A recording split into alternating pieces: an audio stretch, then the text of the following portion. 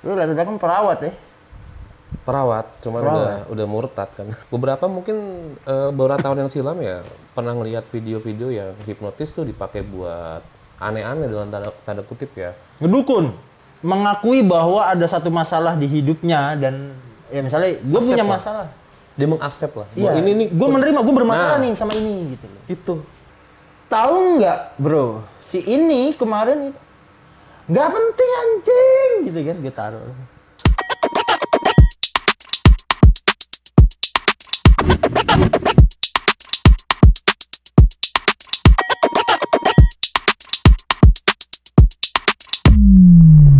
Ngocok mas, ngocok terus. Halo, brother ganteng di Indonesia. balik lagi dan kali ini Ngocok Mas udah kedatangan sahabat gue lagi, namanya brother Adi. Ya, dia ini seorang, lu lihat kan perawat ya? Perawat, cuman udah murtad kan. Perawat murtad. Jadi kita bisa sebut dia ini adalah perawat murtad. Karena memang udah nggak di rumah sakit itu sih. Udah nggak ada. Tadi lu berarti lu sempet ya kerja di rumah sakit, apa segala macam? Iya. Sempet lah. Sempat, tapi masih aktif juga sih di organisasi keperawatan. Oh, di organisasinya lu masih aktif? Masih aktif. Oke, tapi sekarang lu lebih fokus ke hipnoterapi? Hipnoterapi di home care lah. Hah? Gimana? Hipnoterapi home care? Home care, tapi maksudnya keperawatan mandiri sih jatuhnya sih. Jadi kita nggak berafiliasi dengan instansi mana-mana, lebih ke ya ada klien datang ke rumah, so dilayani. Ada klien datang ke rumah, so dilayani gitu ya? Iya. Jadi nggak di rumah sakit, nggak di klinik? Iya, based on dari pengalaman di sana sih, ternyata ya obat-obatan tuh nggak menjamin 100% ya kesembuhan. Tapi bagaimana mental, support mental tuh yang dibutuhin sama pasien-pasien. Ya alhamdulillahnya gitu Pak, karena gue ngerasain ya. Nih kita bening bertahan berapa lama gitu. Gue kira cosplay nih. Sebetulnya cosplay. Sebetulnya gue cosplay. Awas disomasi penderita loh. Malah dong. Karena kalau diseriusin hidupnya jadi tegang ya bro ya. Jadi tegang, jadi stres Pak. Kalau kata Adera ya Pak di podcastnya Prosedur di Corbuzier Pak. Ternyata pembunuh terkejam itu stres. Betul. Jadi kata orang kan dulunya jantung gitu-gitu ya. Ternyata stres Pak. Jadi dan gue buktikan gitu selama gue sakit ini ya, kalau gue lagi stres naik gitu tinggi, pekerjaan kayak apa, soal rumah kayak relationship sama teman-teman gue gitu kan, sama bini kayak apa segala macem. Ngikut ya? Wow, tumbang Pak, udah nggak bisa bangun gue. Gue letak kayak gitu. Tapi ya 2014 kan terus gue belajar meditasi kan. Wih. Gue belajar meditasi, gue belajar yoga, gue dalamin dua hal itulah. Better. Alhamdulillah. Gue nggak bilang menyembuhkan, tapi paling tidak mengontrol stres gue, sehingga ini jadi jarang kambuh. Dan kalau kambuh pun tidak so fatal. Sebelum 2000 ya, sebelum 2014 lah. Wah itu kalau udah kambuh Pak, ampun-ampunan. Makanya kita sekarang kalau mau dibilang ya topiknya Ganteng Indonesia atau Ngocok Mas hari ini sebetulnya mental health ya. Mental health ya. Atau bisa dibilang karena ini penyakit yang paling mengerikan. Gue disclaimer juga sebelumnya ya, bukan berarti gue yang ngomong di sini nih expert bener-bener di mental health. Hanya saja belajar dari pengalaman merawat pasien dari tahun 2007 dengan pendalaman hipnoterapi ini sangat membantu. Pun kayaknya sebagai kita seorang praktisi juga tuh juga harus sering menggunakan ilmunya dan kalibrasi ke diri sendiri. Iya. Kalau enggak kan lu dengerin cerita orang curhat apa minta terapi, lu bawa stres bos. Gue inget banget tuh habis belajar hipnoterapi nanganin klien biasa kan ya, tarik nafas, buang, grounding gitu ya. Ikutan ngantuk. Pasti gue ngalamin kan. Ya, gue juga pasti sering ngalamin. Apalagi kan kita juga kadang-kadang merubah intonasi suara, diberat-beratin pakai suara diafragma kan. Kita pakai nafas diafragma. Yang biasa kita ngomong cempreng kayak gini kan tiba-tiba jadi tarik nafas dalam. Kan menghayati kan. Kita menghayati. Kadang-kadang kita mencari kata-katanya sambil menutup mata. Akhirnya kok gue yang ngantuk.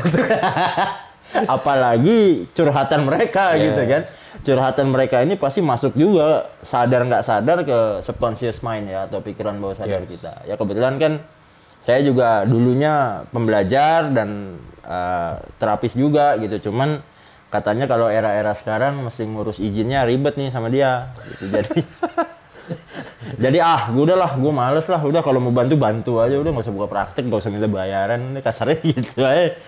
Sebenarnya nggak ribet bro, lebih ke arah kita terdaftar tertib ya supaya tidak disalahgunakan keilmuan hipnoterapi ini. Karena banyak yang mengatasnamakan sebagai hipnoterapis tapi tidak sesuai dengan kode etik. Dia melanggar ke klien dirugikan, terus banyak perilaku menyimpang. Ujung-ujungnya juga yang rugi teman-teman hipnoterapis yang di jalur bener gitu loh bro. Kasihan mereka yang jalur bener akhirnya namanya kena imbas. Beberapa mungkin beberapa tahun yang silam ya pernah ngelihat video-video yang hipnotis tuh dipakai buat aneh-aneh dalam tanda kutip ya. Ngedukun. Langsung ditembak ke situ. Ke sana juga. Gue lebih concern ke perilaku ya, behavior ya. Banyak juga kan? Yang pada akhirnya dibongkar pesulap merah. Terima kasih deh. Buat yang udah berani ngebongkar, cuman ada beberapa hal yang ya udahlah kita tahu ya pro dan kontra itu ya. Tapi gue mau di sini mau ngomongnya ke arah perilaku, lebih ke arah perilaku. Karena banyak hipnoterapi sendiri dia belum selesai dengan dirinya, ngadepin klien dalam tanda kutip quote of the quote ya, kliennya ini lawan jenis. Ya akhirnya dimanfaatkan untuk hal-hal yang nggak bagus ya. Ya dibikin baper. Nah kayak gitu kan nggak sesuai dengan etika kita sebagai seorang hipnoterapis. Untuk itu ada regulasi yang dirapikan nih sekarang. Lebih ke arah sih buat penertiban bro, bukan buat untuk menghalang-halangi. Mana ada sih orang mau berbuat baik kita halangi. Oh iya, ditertibkan. Tapi gue pengen nanya nih bro, gue penasaran juga. Nggak apa-apa ya, kan saya mantan terapis. Tapi kan bikam lagi kan? Nggak bikam lah. Sekarang cuman pengen lebih nge-share aja sama orang-orang. Sip. Ya dari dulu kan 2010 as a love consultant. Ya awalnya memang karena bego soal percintaan. Ya kan, terus gue belajar. Hipnoterapi sangat membantu. Jago tuh. Apa? Jago dalam percintaan. Ya dibilang jago, kalau gue bilang ada pelatihan tentang love seminar atau apa yang katanya nggak bisa ditolak-tolak atau apa, gue bilang mah bullshit lah. Oh gitu? Bullshit, tetep bro. Sama kayak sales, sejago-jagonya sales pasti ada penolakan. Entah karena memang belum waktunya. Iya, belum bejo ya. Dan belum cocok. Atau salah trik. Macem-macem. Iya. Jadi lu nggak bisa paksakan semua orang setuju pendapat dengan kita ya. Ya satu itu ya, terutama ketika lu menyatakan cinta gitu kan. Nggak semua juga harus setuju bahwa orang yang kita sampaikan ini juga ikut mencintai kita gitu. Emang cinta itu apa sih? Cinta itu intinya kalau gue logika sih bro. Muncul ketika ya, penjelasan paling sederhana gue adalah muncul ketika logikanya sudah dapat. Logika untuk mencinta. Iya. Kalau zaman dulu yang gue pelajari ya, kalau yang pakai emosi itu mau sama suka. Jadi cinta itu lebih nggak pakai emosi sebenarnya atau gimana? Cinta itu murni logik kalau gue bilang. Kenapa gue mencintai istri gue ya karena istri gue baik misalnya. Kan ada karenanya. Oh jadi ada alasan. Ada alasan di balik itu ya. Iya. Anda jadi coba menggali saya? Kita satu guru satu ilmu ya. Coba tolong. Kita satu guru satu ilmu. Hampir kepancing bro. Satu sekolah. Nggak bisa bos. Tapi ya nggak apa-apa karena ini obrolan kan. Pasti lu juga pengen tahu dari sisi gua. Ya. Gue juga tahu kan. Memperkaya ya. Memperkaya. Itu bercanda-bercandaan sekolah lah.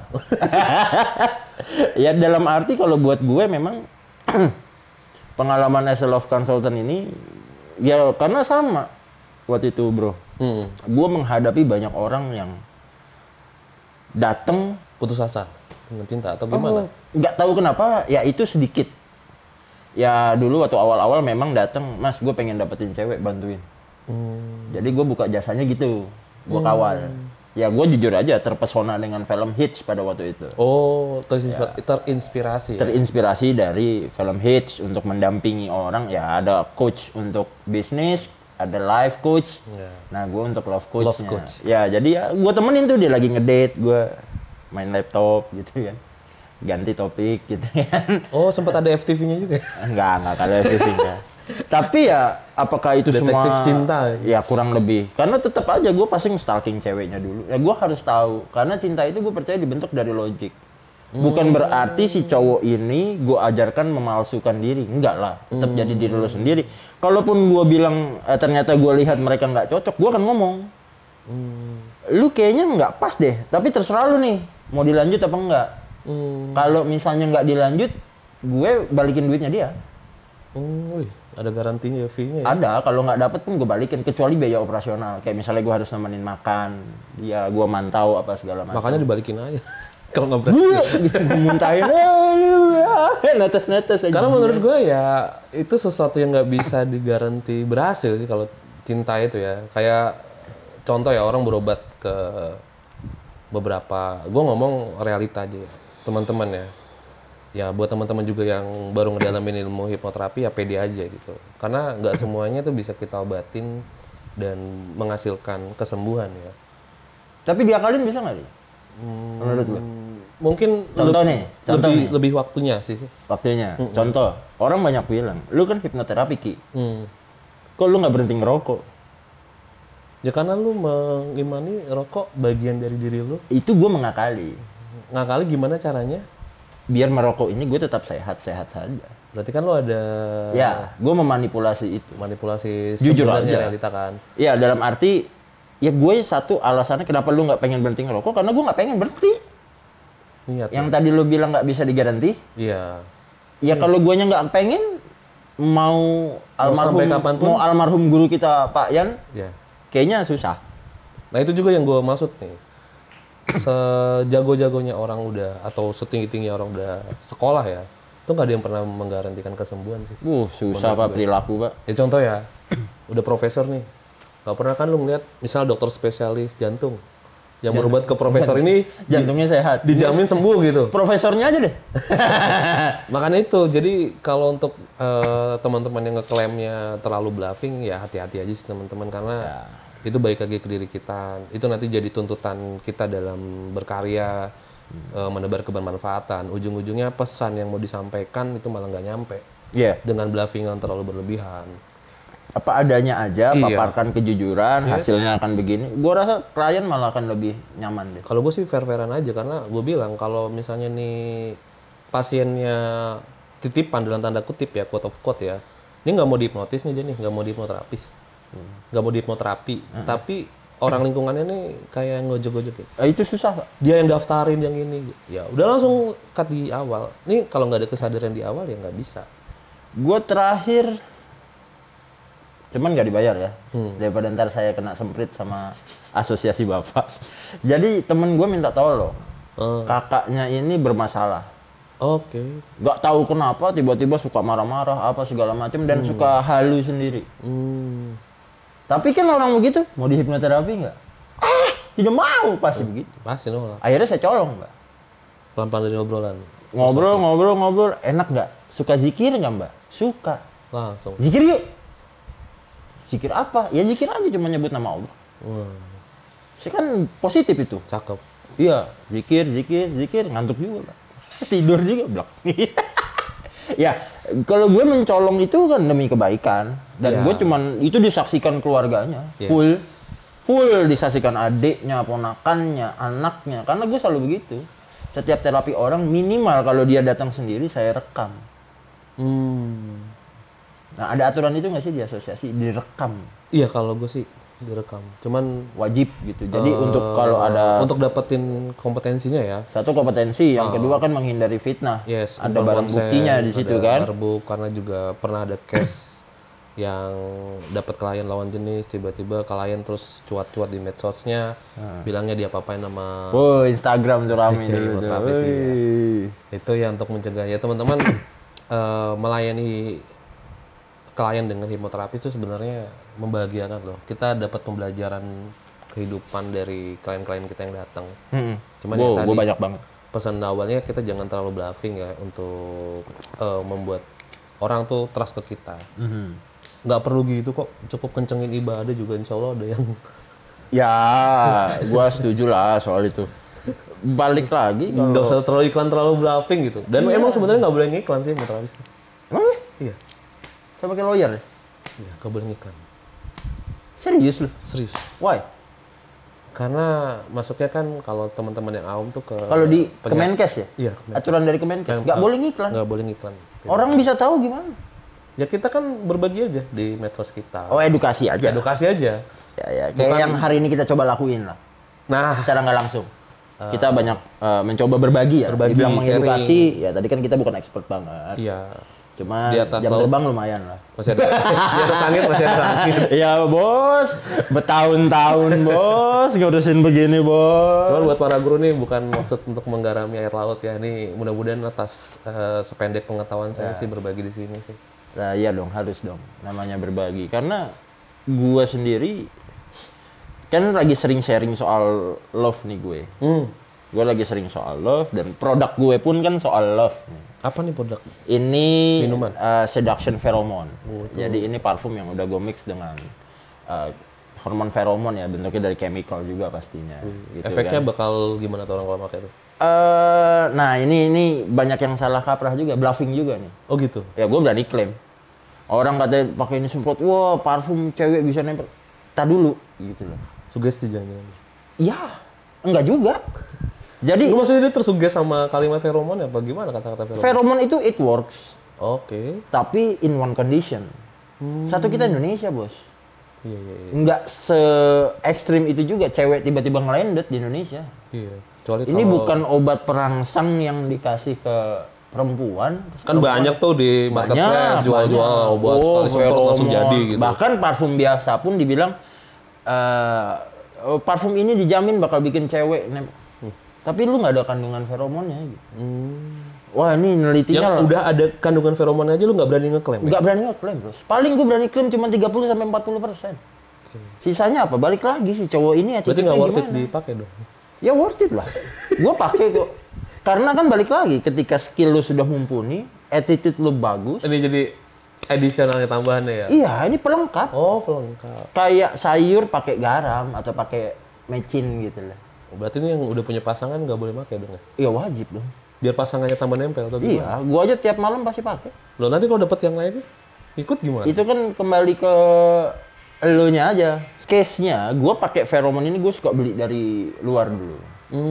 Gue beli dari luar untuk membantu klien-klien gue yang datang punya masalah dalam rumah tangga. Lucunya kebanyakan yang datang ketemu gue itu adalah orang-orang yang sudah berumah tangga. Wah banyak banget. Gue nggak bilang ta'aruf itu salah ya. Iya. Cuman gue tidak tahu bagaimana sih seharusnya ta'aruf itu dilakukan di Indonesia. Karena in case case-nya adalah banyakan itu yang hasil dari ta'aruf. Bermasalah. Iya. Ada yang tiba-tiba pasangannya itu suka nonton film Guardian Angel kayak gitu. Ya, suka nonton film Kimochi. Lalu dicoba dipraktekkan di istrinya, tapi jadinya menyakiti. Dan buat mereka itu masalah. Karena si istri jadi tersakiti. Oh, harusnya sih sama-sama saling menikmati harusnya. Ya? Harusnya kan begitu, tapi mungkin si cowoknya bereksperimen. Itu dari segala profesi, Pak. Cuman gak usah gue sebut profesinya lah ya. Iya. Tapi ya paham ya, dari segala profesi yang terlihat sangat baik gitu. Ternyata begitu. Ya ini yang kalau orang harusnya berarti nontonnya bareng-bareng dong ya biar dapat. Ya setuju nggak si ceweknya? Kalaupun sudah nonton film bareng-bareng, ya lu harus tanya lagi dong ke si ceweknya atau si pasangannya lah atau si suaminya. Lu setuju nggak mau melakukan ini? Jadi yang lu concern di sini adalah kayak ada yang komunikasinya miss. Komunikasi miss dan ada yang terpaksa dan dipaksa gitu. Iya. Oke. Kan nggak bisa juga. Jadi toksik juga dong ketika kalau si cowok merasa gue kan suami, gue berhak mengatur dan gue lebih berkuat. No man. Kalau terus fungsinya jadi buat apa? Dia untuk pelengkap. Tetap aja aroma yang disedot secara sengaja atau tidak, itu akan masuk ke otak dan mempengaruhi semua hormon-hormon yang ada. Oh, langsung naik tuh si serotonin, oksitosinnya. Itu akan berpengaruh sekali gitu loh. Tapi dia ada yang cowok buat cewek juga gitu? Kebetulan gue produksi buat cowok aja. Oh, buat cowok aja. Kebetulan gue produksi buat cowok karena dulu pernah produksi buat cewek itu marketnya ternyata tidak sebesar cowok. 70-30, bahkan 80-20. Jadi kita ngebahas ini nih gini. Enggak. Tapi ini ada hubungannya dengan edik itu dan langsung ya? Iya, jadi gue balik lagi, orang yang datang ke gue ini punya masalah tuh di love itu banyak banget. Nah, awalnya kan ke situ, makanya gue lari ke, gue bahas soal cinta apa segala macam karena gue banyak dapat pembelajaran justru dari orang, bukan bener sih, gue bukan setuju. Gue yang cuman baca buku dan sok tahu. Baca buku ya mungkin pelatihan kita terus baca-baca buku yang kita koleksi itu hanya 1/4 dari masalah realita kehidupan sih menurut gue ya. Wah, jauh men. Karena ya luar biasa sih, minggu kemarin full jadwal orang datang ke rumah tuh, ke rumah hipnoterapi Depok tuh beberapa kali. Rumah hipnoterapi Depok ya? Iya. Masuknya Depok itu ya? Masuk Depok. Karena ya gue juga kaget tiba-tiba angka kesehatan mentalnya lumayan tinggi di situ. Rata-rata datang dengan kondisi yang apa ya, unconditional condition good lah. Jadi yang diceritain apa, realitanya beda. Pas digali-gali lagi ternyata intinya bukan dari itu. Kan kebanyakan kayak gitu ya, orang hanya cerita di permukaannya. Kalau kita nggak benar-benar sabar ngedip pertanyaan ke dalam, itu nggak kebuka dan orang hanya kayak lu demam, dikompres, selesai. Padahal ternyata demam sakitnya yang lain. Berasal dari infeksi atau apa. Mau nggak mau harus ada antibiotik yang masuk. Nah, kayak gitu. Ya, dan yang paling sulit itu kan menggali. Satu menggali, yang kedua itu kalau menurut gue nih, dari pengalaman gue terapi orang. Iya. Mengakui bahwa ada satu masalah di hidupnya dan ya misalnya gue punya masalah, dia mengaksep lah. Iya. Ini gue menerima, gue bermasalah nih sama ini gitu loh. Itu membahasakan itu kadang orang memberikan kesalahan itu dari ke lingkungannya. Oh iya. Jadi ini gara-gara ini, gara-gara itu, dan itu yang membuat ya orang itu kena mentoksikkan diri sendiri atau meracuni pikirannya. Jadi toksik untuk diri sendiri. Yes. Bukan lagi kita ngomongin toxic circle ya. Iya. Tapi toksik untuk diri lo sendiri. Dan gitu. Itu ya kita. Wah, itu bahaya banget, men. Ya, toxic people itu akan nggak merasa dirinya toksik karena dia udah berpola ya. Ya. Dia berpola melakukan perilakunya ya udah biasa aja tuh.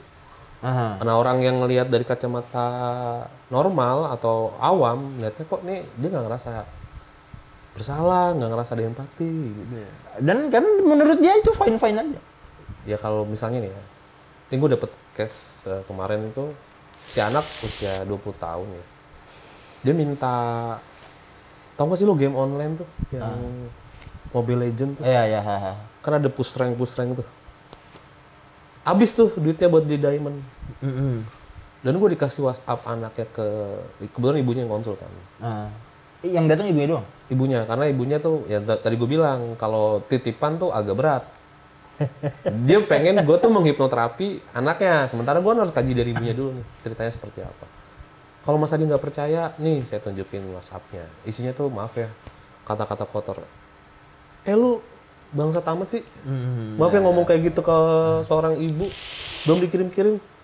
Nih gue mau nge-push rank nih. Damn itu, gue ngeliatnya. Dan itu banyak banget dan panjang banget, dan si ibu entah ibu itu nggak mau terganggu atau apa ya, bukannya mendidik dengan lu ngasih selesai ya. Ya sama aja kayak anaknya lagi sakau, ya udah dah daripada rewel masih kayak gitu. Ada itu problemnya. Nah ini membahasakan ini si ibu tuh masih belum bisa nerima. Karena pikirannya si ibu ini kalau anaknya nggak dikasih, dia pernah ada case ngebakar rumahnya. Hah? Gue kriminal, men. Ya walaupun dia hanya ngebakar kertas di dalam kamarnya, tapi kan itu percobaan ya. Dan itu tuh banyak kisah banget, dan akhirnya wow, kok yang lu pelajarin ya di kelas tuh X tambah Y sama dengan Z atau apapun. Itu enggak, itu random banget, dan wah ini mau nggak mau sih ada tindakan ekstra, dan itulah pentingnya teman-teman ngeklaim ya sebagai hipnoterapi bukan pengobatan satu-satunya, tapi dia komplementer, melengkapi sama kayak ini kan. Ya ini komplementer. Iya, melengkapi. Paling nggak diri lu tuh udah tahu positioning kita tuh sebagai apa sih. Ya, benar. Kalau kita nggak tahu posisi kita, ya kita mau ngelakuin apa ya, ujung-ujungnya kita hanya follower. Ya, banyak case-case unik. Dan memang the big problemnya menurut gue di Indonesia masih sangat meremehkan hal-hal kayak gini. Iya, sepelein. Sepele ala, enggak lah, inilah, itulah. Enggak, ini. Dianya aja yang begitulah. Iya, kita yang nyungkir balik, dalemin. Kasarnya dulu belajar sampai ngutang-ngutang. Apalagi paling ini ya, paling keselin. Aduh, gue nggak mau dihipnotis lah. Kalau ketemu gitu, misalnya tahu nih kita sebagai praktisi hipnoterapi, aduh gue tutup mata, gue nggak mau dihipnotis. Ya gue balikin aja. Lagian kalau gue mau hipnotis lu harus bayar gue. Enak aja gratis. Enak aja gratis. Mahal bos, belajar bos. Padahal kalau mau tahu teman-teman ya, kalau udah bisa teman-teman saya nih ya, termasuk yang fokus di bidang hipnoterapi, pasti dia ngajarin bagaimana self healing. Oh iya dong. Iya. Gitu. Makanya bermanfaat banget kalau teman-teman memang punya mental illness atau sindrom ini, ya buru-buru dapat teman curhat. Kalau nggak dikeluarin, dikatarsiskan, itu malah jadi tadi. Tapi teman curhatnya harus benar, bro. Ya makanya yang terserah. Kalau nggak nanti dapat solusinya melencong juga, sama aja bohong. Makanya pilih yang profesional, yang memang nekunin di bidang itu. Iya. Ya kayak gue sendiri kan, gue merasa tidak bisa dihipnotis tidur. Iya. Dari dulu kan almarhum Pak Guru kan. Iya. Lu murid dablek sama guru sendiri aja nggak kena. Cuman ya gue belajar yoga dan meditasi karena itu. Tapi murid sendiri aja kena. Nah, lu kan kata-kata itu masih terngiang-ngiang dalam pikiran lu kan. Artinya apa? Itu kan masuk ke bawah sadar. Bawah sadar, artinya kan sudah terjadi maksudnya proses, gue kan? itu kan terhipnotis sampai yang sleep tidur, yang buat entertain, hiburan. Itu kan gitu. yang general orang taunya ya mesti tidur. Tapi memang critical area gue nih agak error. Tinggi banget tuh. Jadi kalau untuk lu kenapa tinggi? Sering dikecewain orang atau tersisih? Iya. Itu kan? Iya. Udah santai-santai. Saya ini koleris, Pak. Jadi, benar. Saya lagi ini koleris. Jadi pendendam banget saya. Dalam arti kalau nggak dikontrol, bahaya, Pak. Makanya lu dulu kan ketemu jodoh ya? Iya, pertama kali gue belajar itu karena gue terapi anger management, Pak. Itu 6 bulan, Pak, baru beres. Lu kalau marah gigit-gigit tembok atau? Enggak, Pak. Orang udah langsung. Jadi gue bisa ketawa-ketawa gitu, Pak, kalau mukul orang. Oh gitu ya? Iya. Seneng. Sesikopat itu ya? Iya. Sorry, ini disclaimer, psikopat tuh bukan lu asal mendiagnosa orang ya, enggak. Lu harus butuh ke profesional. Panjang asesmen. Jadi nggak bisa lu ngeklaim setiap. Ini gue cuma bercandaan aja sama bro gue supaya nanti jangan-jangan gue langsung somasi. Enggak. Sebagai hipnoterapis sih kita nggak boleh mendiagnosa orang, apalagi. Oh iya, terlalu cepat mendiagnosa juga nggak boleh. Oh begini harus tetap dicek, kan ada. Soalnya kan sekarang lagi musim bro, self diagnosis. Gua begini. Gara-gara baca Google. Mending Pak TikTok. Ih, gua banget. Jadi tuh udah ngomong kayak gitu. Lu udah assessment, ya akhirnya lu terbentuk seperti itu gitu kan. Tetaplah teman-teman harus temuin profesional, dan di negara di luar Indonesia ya itu udah bukan hal yang tabu ya untuk berobat ke dokter kejiwaan atau psikolog. Saya sangat menyarankan teman-teman supaya tidak ada perilaku yang menyimpang. Itu sih. Bahkan di kantor polisi kalau di luar negeri itu kalau ada yang bermasalah dianjurkan untuk ketemu psikiatri atau psikolog yang memang sudah dipersiapkan sama kantor ya. Kalau misalnya kayak polisi habis nembak, tapi terus dia merasa bersalah ya, lu udah harus ngomong. Dia harus cepat-cepat menyelesaikan itu karena kalau tidak akan berpengaruh sama pekerjaannya. Itu bagus banget loh. Benar. Jadi ya jangan ngerasa tabu kalau untuk ngomongin masalah mental. Karena semakin kita punya labeling itu ya, wah gue kalau berobat ke dokter jiwa nih, gue orang gila gitu. Gue usah ke dokter jiwa, gue kalau gue mesti ke terapi, konsultasi sama psikolog, gue kan gak gila. Ya itu kan stereotipnya. Gue kan gak ODGJ. Kayak gitu kan ya. Padahal nggak mesti. Aneh nggak sih ngomong gitu? Gue kan nggak udah, ya tapi gitulah. Kita ikutin aja lah maunya orang-orang. Ya lucu ya. Lucu, jadi aneh. Padahal penting loh teman-teman kita punya barrier, karena kita ngecek aja ke diri sendiri. Ada yang aneh, kita melakukan perilaku aneh. Tapi kok menikmati gitu, sementara orang lain enggak. Nah itu kita perlu curiga sama diri kita sendiri. Kok kita marahin orang tuh puas banget, nggak ada rasa penyesalan gitu. Itu mesti dikaji. Terus kok ada orang jatuh gitu ya, nenek-nenek misalnya jatuh bawa bawaan berat, terus kita diem aja, kita nggak nolong. Nah itu lo perlu kaji nih, empati dalam diri lo. Ya, there is something problem. Yes. Ada apa nih kok gua begitu amat gitu. Iya. Nah sebenarnya itu kan jalan kepunahannya manusia tuh. Ya. Ketika sudah tidak ada rasa peduli, empatinya hilang, manusia udah punah. Ada satu lagu rap gue suka dari Tuan 13, dia featuring NTRL kan. Apa tuh? Empati hanya ada di Instastory. Asik. Wah itu, wih bener banget. Jadi empati lu ada orang kecelakaan lu videoin upload, nolongin enggak gitu loh. There's something problem man. Ya udah sih, ya Allah. Konten demi konten aja orang lagi berdarah-darah gitu di jalanan. Kalau kayak gitu. Setelah terjadi kecelakaan. Ya mungkin maksudnya baik ya, nginfoin ya ke keluarganya ya. Tapi kalau kenal lu sama keluarganya. Maybe kan, ya kan. Karena ada orang punya pikiran kayak lu gitu ya. Lu kenal sama keluarganya. Mungkin dengan gue broadcast di Insta, tiba-tiba ini kan jadi viral. Oh anak gua tapi dari jauh. Aja. Maksud gua tolongin dulu. Iya reaksi dulu ya. Ya kalau mau infokan, udah ditolong apa segala macam dibawa. Oh baru saja terjadi kecelakaan, identitas yang terlihat, datanya udah ada, bantu infokan dan muka lo yang nongol, jangan, palanya berdarah-darah guys. Lu kayak lagi ngeliat air terjun, air terjun kalau ada yang fobia kayak gitu ya darah ya.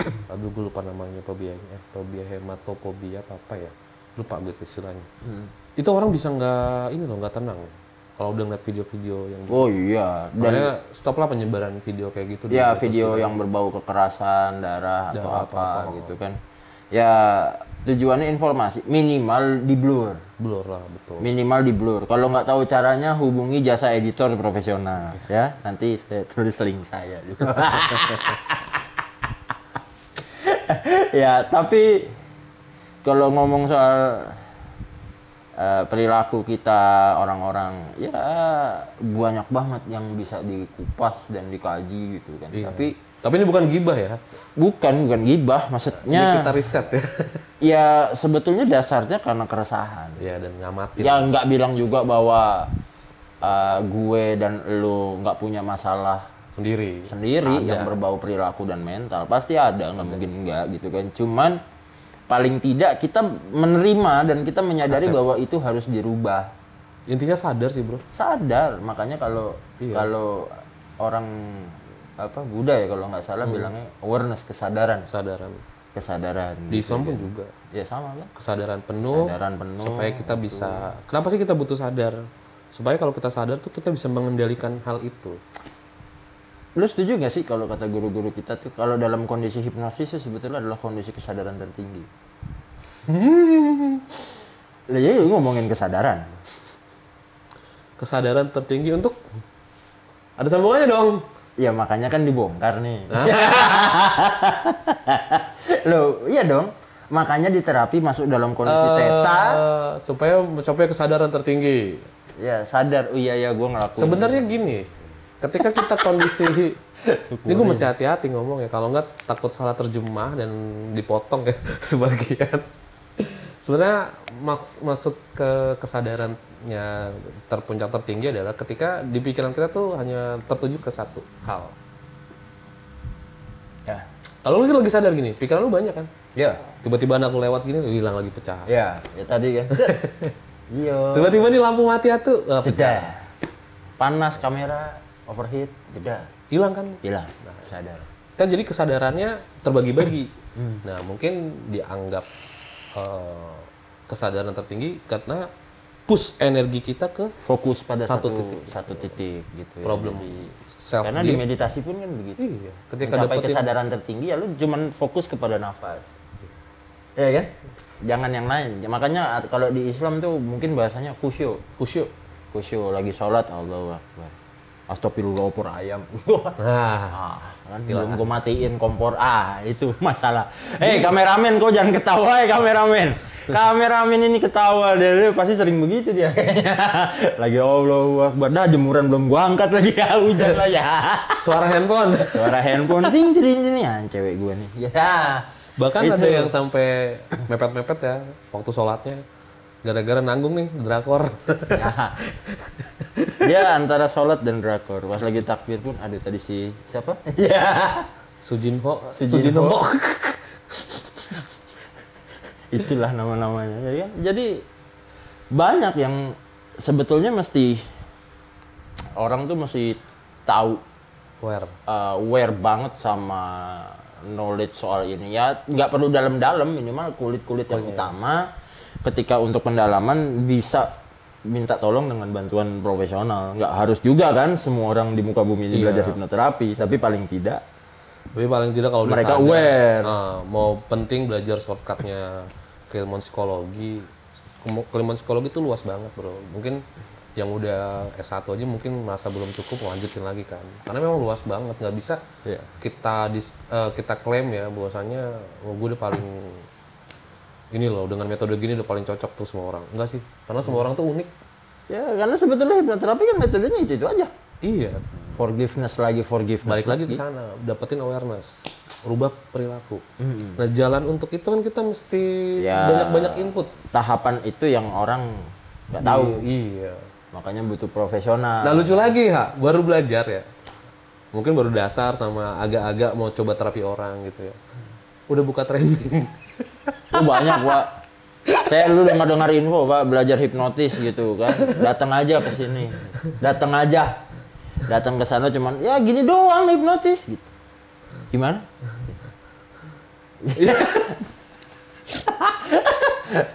Gue ngomong kayak gini takut. Ya kan saya nggak sebut nama. Iya sih. Kalau ada yang tersinggung ya berarti Anda begitu. Ya mudah-mudahan segera tahu. Mudah-mudahan sih teman-teman kita nggak ada yang begitu. Kayaknya sih gue rasa kalau teman-teman kita sih udah pada sadar di titik itu. Udah pada sadar lah. Udah memperkaya. Apalagi yang belajar hipnotis tukar semangkok bakso ya kan. Udahlah, men. Ini bukan soal belajar itu orang bisa nidurin orang sleep tidur gitu. Enggak gitu, nggak sesimpel itu. Ya, tapi ada. Cuman gini. Ya. Nggak sesimpel itu guys. Ada tanggung jawab moral yang harus ya ibaratnya gini lah, seorang guru kimia atau guru apapun gitu, fisika mengajarkan ilmu tapi terus muridnya menggunakan untuk membuat bom. Nah, itu berarti kan ada tanggung jawab juga. Iya, keilmuannya guru itu salah gunakan. Nah, mungkin karena pengajarannya tidak sedetail itu. Yes. Nah ini termasuk yang gue juga concern ya. Ada beban moral loh di situ. Kata-kata kita nih ketika berpengaruh buat orang lain itu jadi tanggung jawab moral kita juga loh. Jadi kalau ada resiko saya membuat konten itu Pak. Aduh. Jadi ada hati-hati banget. Lu hipnotis orang nih, hipnoterapi orang. Terus lu hanya sekedar kata-kata sugesti. Orang itu seumur hidup akan di bawah naungan kata-kata lo. Ketika tidak sesuai dengan misi visi hidupnya, kita loh ya sebagai hipnoterapis yang akan disalahkan. Iya makanya harusnya itu jadi satu tahap aja. Iya. Harus ada tahap berikutnya. Gue sering nemuin ketika gue baru selesai dengan tahap itu mereka sudah merasa sembuh dan nggak mau balik lagi. Bukannya gue ya mentang-mentang setiap tahap orang bayar ya. Cuman maksud gue, saya nih punya beban moral ini sama Anda. Iya. Jangan merasa begitu, ada kita sudah edukasi tapi kan ya karena itu tadi belum banyak edukasi yang benar-benar dalam mengenai hal-hal tentang kesehatan mental ini gitu loh. Bukan berarti kita ODGJ atau apa kok, enggak. Ya kita kalau ngelihat teman berhasil dikit kita ngiri atau kita comparing, itu udah ada sedikit. Ya, ngomongin orang, ini gatel gitu. Padahal omongan itu menyakitkan. Aduh. Dan menikmati lagi ngobrolin orang. Iya, ya berarti there is something wrong with you gitu loh. Gua aja kadang kalau begitu, kadang nih kayak gua ngobrol sama si Dul kadang-kadang. Udahlah Dul, biarin aja orang gitu. Iya. Gua berapa kali ketemu klien bermasalah. Klien yang lain, Pak. Jadi klien memang punya attitude yang nggak asik aja kalau menurut gua. Gitu. Tentang etika bisnis lah atau apa segala macam. Ya kalau gue bilang kalau dia sadar dia salah dia berobat. Iya. Kalau dia nggak sadar ya gue mau ngomong apa? Disuruh bayar lah. Ya kan begitu ya. Minimal gue rekom lah ke lu. Janganlah masih banyak yang lebih. Loh iya salah satunya kan lu yang paling deket sekarang sama gue. Lalu gue nggak tahu lagi siapa terapis. masih banyak teman-teman yang masih aktif. Oh, yang masih aktif. Saya udah nggak tahu Pak. Terus sampai mana kualitasnya dia. Ya kalau lu kan gue ngikutin terus Iya. Dalam arti kan masih sering komunikasi, ketemu, kita masih suka diskusi soal hal-hal kayak gini gitu kan. Karena orang ini loh bro, teman-teman tuh ada yang nemuin di titik mereka jenuh sebagai motor artis. Ya gua salah satunya. Karena di titik dia ngerasa ini bukan mata pencarian. Ya, balik lagi. Niatan gue di sini bukan sebagai mata pencarian. Tapi ini mata untuk kehidupan buat gue sih. Kenapa gue terjun ke sini dan akhirnya meninggalkan dunia profesional lain ya, kerjaan di kantor ataupun di rumah sakit. Karena melihat ini ada pesan dakwah sih. Ya, betul. Gue pengen membuat lu sadar dulu. Lu penting punya Tuhan. Sadar bukan karena gue, tapi karena lu memang sadar. Iya, sadar karena lu udah nemuin. Mungkin ngobrol dari sama gue nih, dia nemuin satu titik kesadaran. Akhirnya dia punya tempat dia bergantung, bukan dengan orang lain.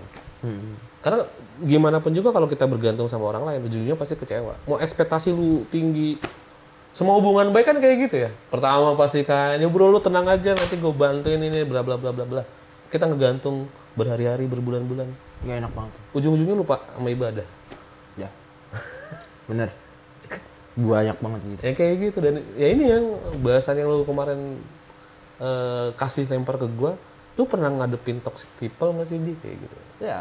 Ya karena dia nggak punya tempat bergantung. Wah, ini aja kasar nih, kita ngobrol, ntar ketemu case lainnya, jadi datang lagi nih, kita ngobrol aja ada kasus nih gitu. Lucu lagi.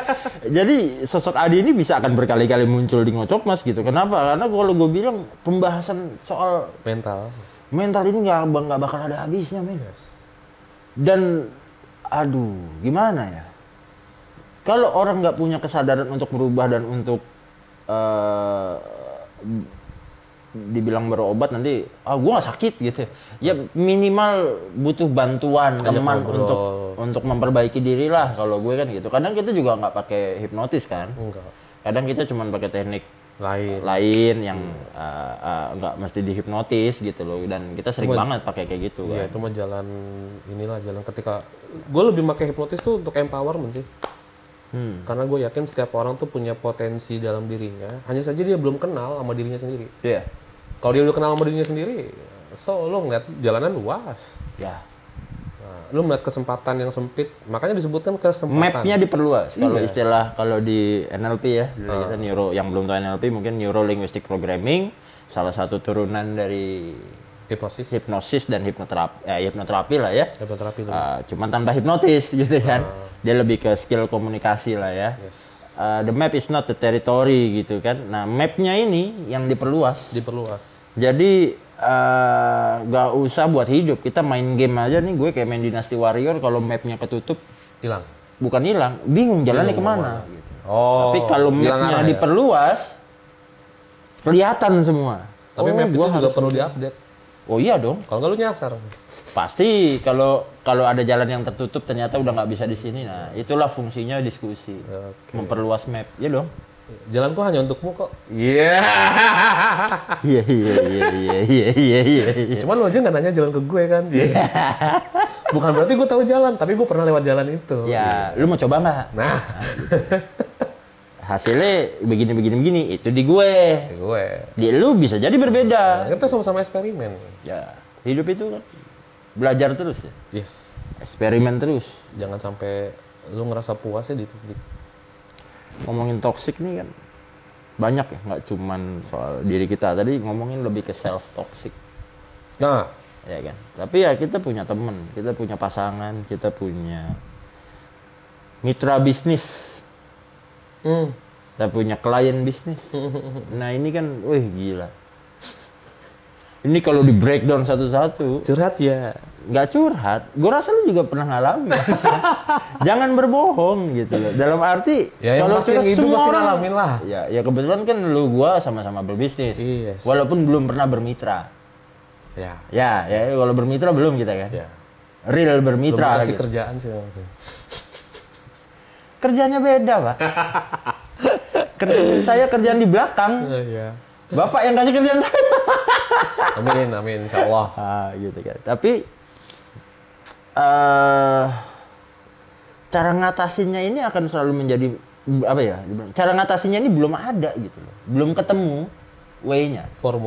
Formulanya kayak misalnya lu ke pasangan. Bisa nggak lu ngomong?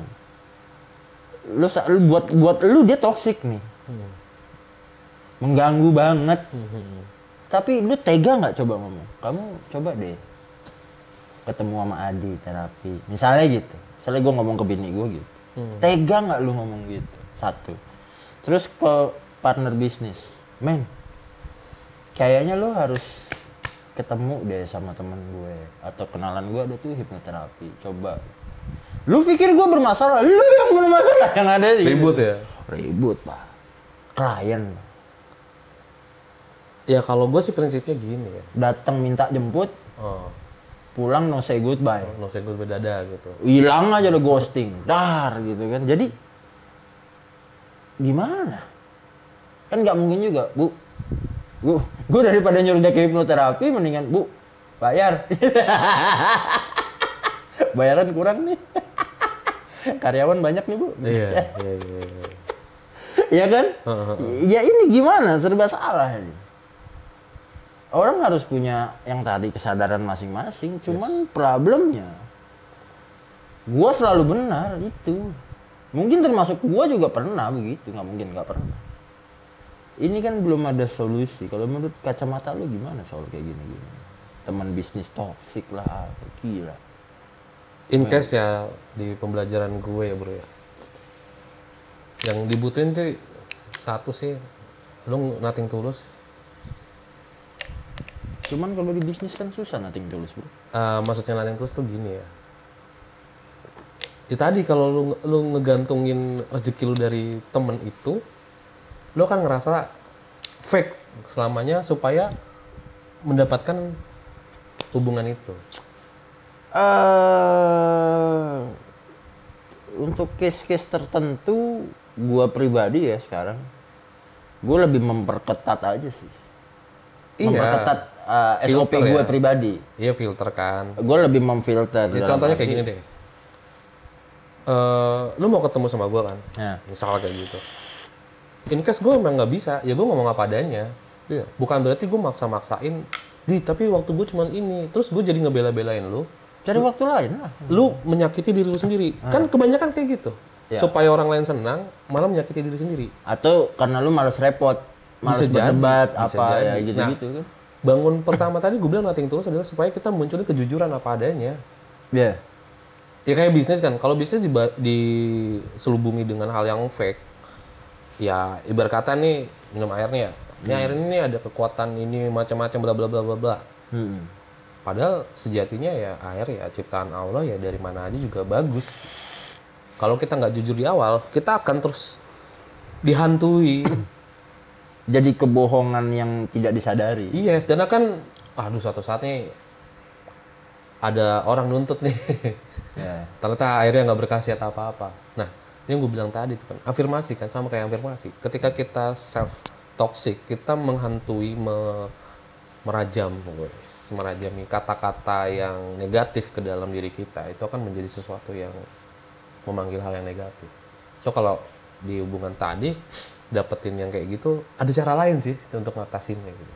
Mungkin dengan perbaiki komunikasi kita. Lu masih inget kan ada yang namanya neuron mirroring? Ya. Nah, ketika seseorang cuman memang butuh fokus dan konsentrasi. Ya, fokus dan konsentrasi tinggi tetap. Nah, yang itu ya kenapa gue bisa bertahan dari 2007 sebagai hipnoterapis. Ikut pelatihan ini intinya cuma satu kok, ngelatih sabar. Ya. Lu sabar ngadepin klien. Ya, walaupun tetap harus pasang barrier ya, pengamanan. Iya, ada misalnya pendetailan kontrak kerja halus tuh. Yang ya biar ya walaupun kemungkinan akan terjadi one prestasi ya di dalam kontrak itu pasti ada, tapi kan kita udah punya langkah antisipasi step by stepnya. Paling enggak lu kalau ngomong nih air ini mineral nih, once terus lu ngomong, lu kemarin minum tempat gue kopi ini, padahal enggak gitu. Tapi kan udah ada faktanya di bawah sadar lu melihat faktanya. Ya, cuman menutupi itu. Dan itu meracuni diri lu sendiri loh. Karena ego. Wah. Kalau bahasa ego panjang lagi nanti. Oh iya, belum lagi kita kupas lagi ego state. Udah jadi workshop ini. Nggak jadi podcast. Tapi nggak masalah sih, kayak orang perlu tahu juga sih. Ego state. Setiap orang punya jati dirinya sendiri dan banyak nama. Yeah. Adi si bijaksana. Sebetulnya kayak orang gila sih memang. Diajak komunikasi sendiri kita ngomong. Tapi bukannya itu dianjurkan? Tapi itu ampuh. Iya kan itu dianjurin juga sama agama kan. Muhasabah diri. Muhasabah. Yes. Ini kan istilahnya aja yang berbeda. Berbeda supaya menjadi umum dan orang bisa nerima itu secara gampang. Padahal ya semua bukan, gue juga nggak tahu ya di agama lain kayak gimana ya. Tapi pasti diajarin juga sih. Ya karena baginda Rasul kan secerdas itu. Iya.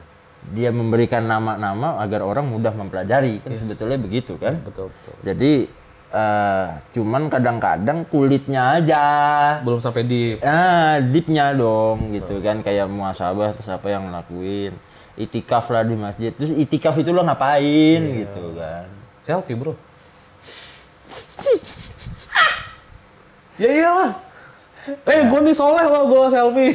Itikaf lo. Kalau dulu itikaf gue absen sama kantor. Udah. Oke, laporan. Udah, habis itu tidur. Habis itikaf gitu kan. Kenapa Pak datang terlambat ke kantor? Oh maaf semua habis itikaf gini.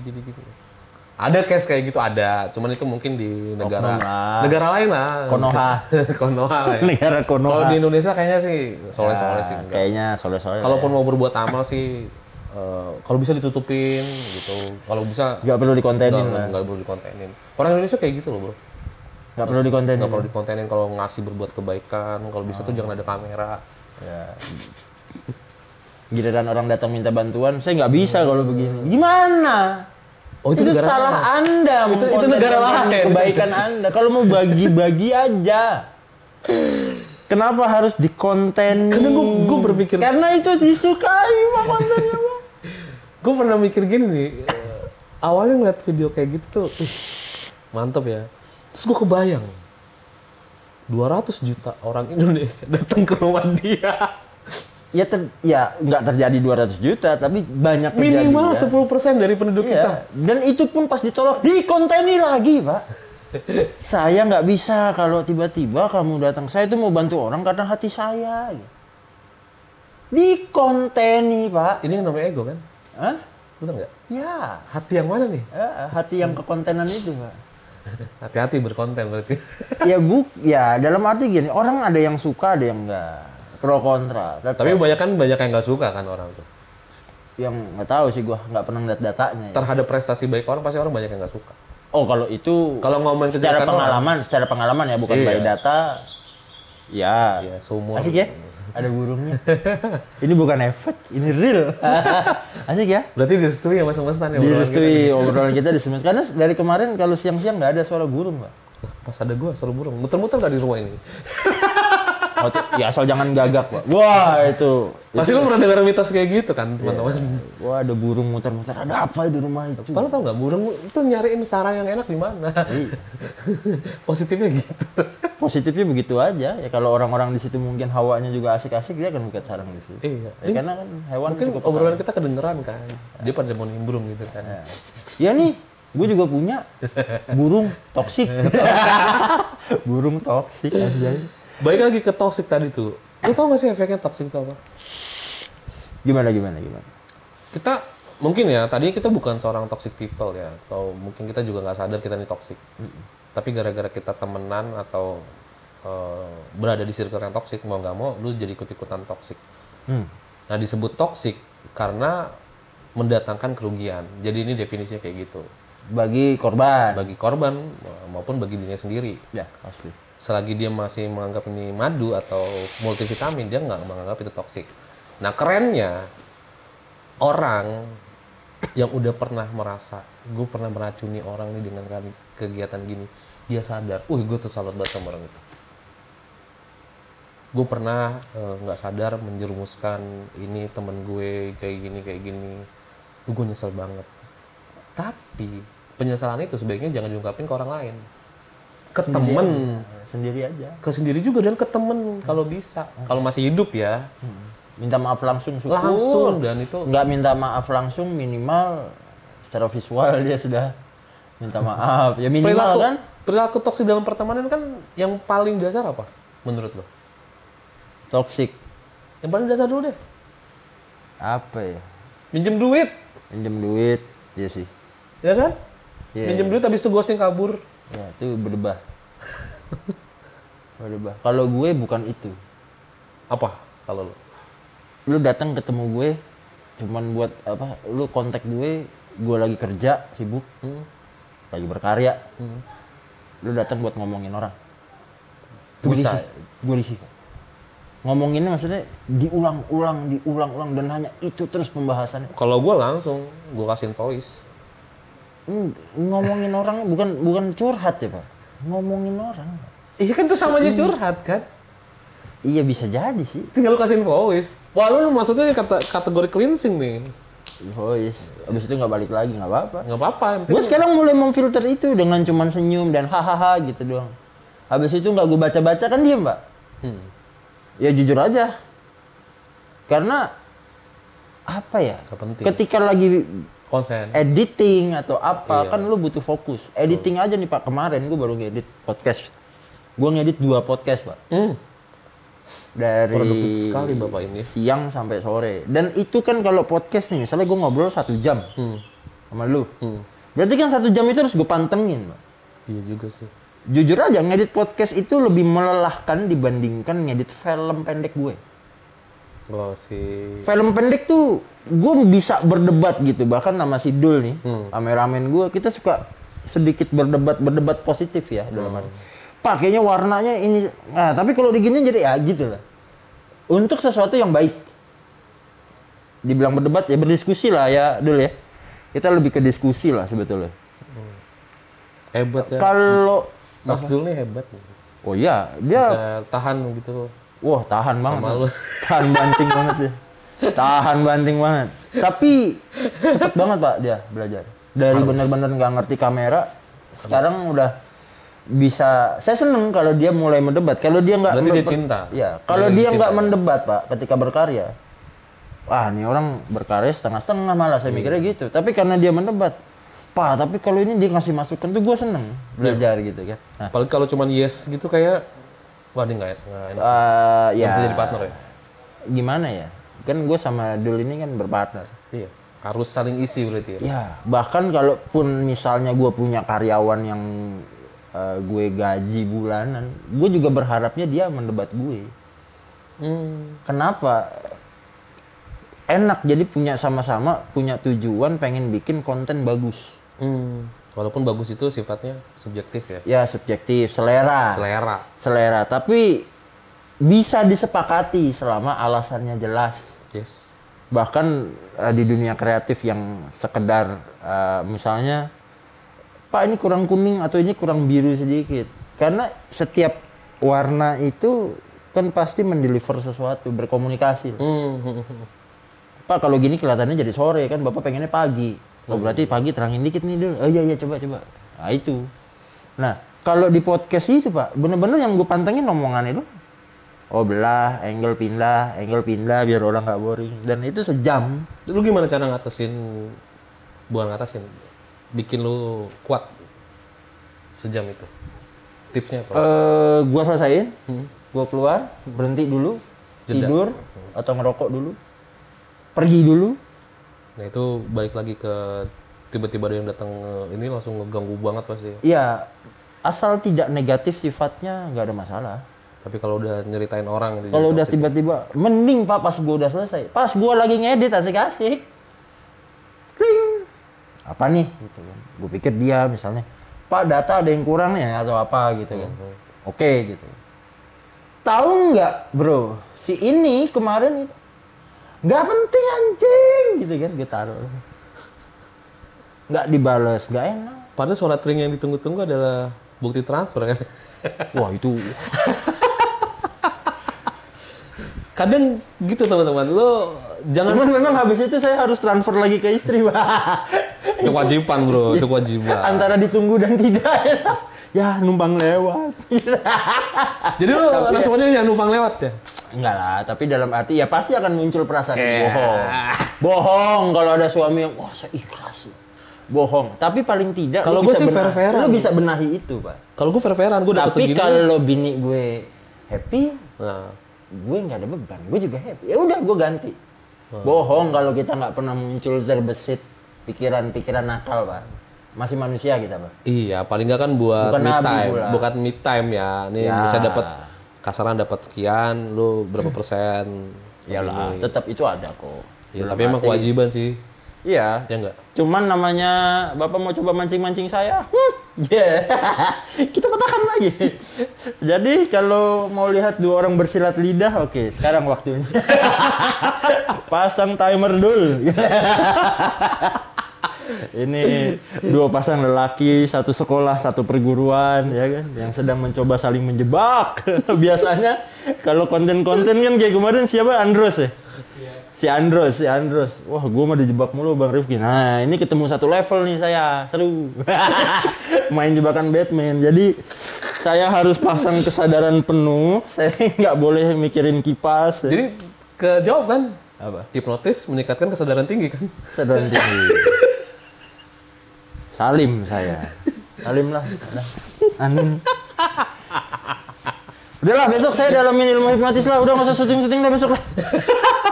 Saya mau belajar lagi, habis itu baru syuting lagi sama dia. Serunya gitu sih. Memang saling menjebak. Ya kayak stand up komedian ketemu saling roasting lah. Iya. Ini kan memperluas map. Apa map saya dijebak map? Nggak ada cerita. Ini bukan soal lagi di framing. Ini kalau dibilangin kalau stand up komedi bisa saling roasting ya, ini kita hipnoterapis ya saling begini, saling jebak menjebak dengan silat lidah. Ya udah lanjutkanlah. Lanjutkanlah. Oke, lanjutkan. Kita lupakan saja ya perbincangan. Dia pusing juga. Lu bukannya seneng kan lu? Dia seneng ada balas dendam sama gua aja. Teruskan. Silakan. Tapi gua gak ada niatan apa-apa teman-teman. Lebih ke arah tukar pikiran, dan emang sama Bro Rifki ini banyak banget yang gue pelajarin dari beliau ya. Paling enggak yang dijilatin gua sampai basah. Gua nggak bisa apa ya? Mungkin kalau gue di posisinya beliau juga nggak sekuat ini ya. Banyak hal yang akhirnya kita tuh nggak bisa melihat dengan siapa kita belajar, tapi apa yang kita pelajari dari dia tuh. Kalau kita udah ngebatasin pikiran kita, oh yang ngomong anak kecil, tapi lu nggak dengerin apa isi dari omongan itu, hidup lu nggak bermakna. Iya, jadinya nggak bakal belajar. Yes, nah, karena ada waktunya juga kan kita besar di tempat yang kecil untuk mengabdi, untuk berbagi, tapi ada waktunya juga kita nggak boleh lupa untuk menjadi kecil di tempat besar, buat belajar lagi, ngisi lagi gelas-gelas. Itu kan ilmu yang belajar lagi kan. Kayak boker bro. Kalau kita mau makan nggak boker dulu tuh kayaknya ngep banget bro. Sakit ya? Iya, ngep aja gitu. Wah, begak berapa hari mbak? Saya sudah sebelit itu sekitar semenjak saya minum parfum ini. Kok konsultasi? Saya sembelit lah. Jadi topiknya dari toksik menjadi, jadi ini adalah tokai yang toksik pak. Iya.